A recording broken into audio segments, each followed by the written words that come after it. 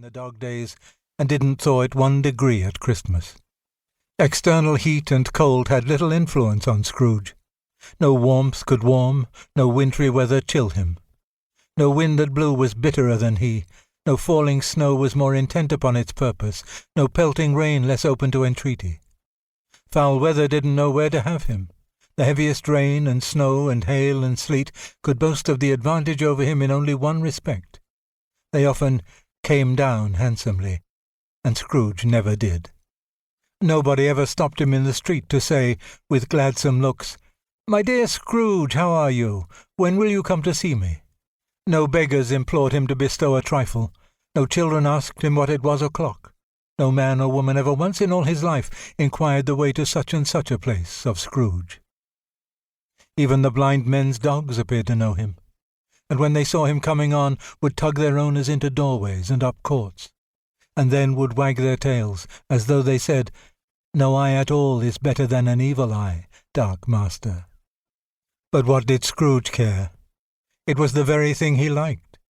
To edge his way along the crowded paths of life, warning all human sympathy to keep its distance, was what the knowing ones call nuts to Scrooge. Once upon a time, of all the good days in the year, on Christmas Eve, old Scrooge sat busy in his counting-house. It was cold, bleak, biting weather, foggy withal, and he could hear the people in the court outside go wheezing up and down, beating their hands upon their breasts and stamping their feet upon the pavement stones to warm them. The city clocks had only just gone 3, but it was quite dark already. It had not been light all day, and candles were flaring in the windows of the neighbouring offices like ruddy smears upon the palpable brown air. The fog came pouring in at every chink and keyhole, and was so dense without that although the court was of the narrowest, the houses opposite were mere phantoms. To see the dingy cloud come drooping down, obscuring everything, one might have thought that nature lived hard by, and was brewing on a large scale. The door of Scrooge's counting-house was open, that he might keep his eye upon his clerk, who, in a dismal little cell beyond, a sort of tank, was copying letters. Scrooge had a very small fire, but the clerk's fire was so very much smaller that it looked like one coal. But he couldn't replenish it, for Scrooge kept a coal-box in his own room, and so surely as the clerk came in with a shovel, the master predicted that it would be necessary for them to part.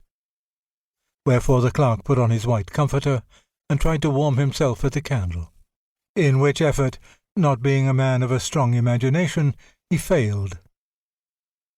"A Merry Christmas, Uncle, God save you!"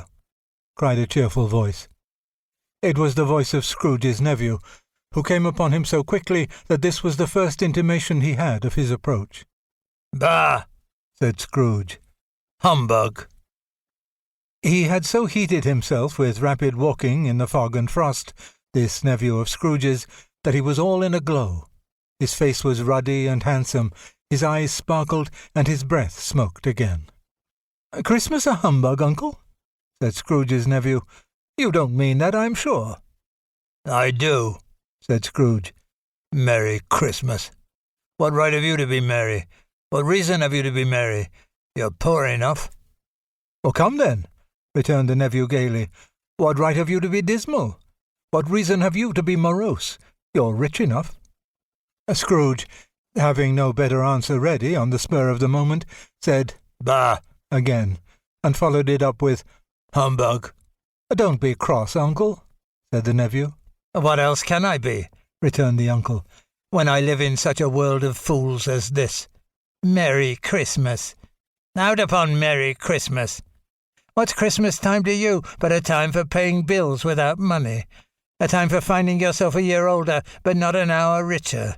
A time for balancing your books and having every item in them through a round dozen of months presented dead against you? If I could work my will," said Scrooge indignantly, "every idiot who goes about with Merry Christmas on his lips should be boiled with his own pudding and buried with a stake of holly through his heart. He should." "Uncle," pleaded the nephew.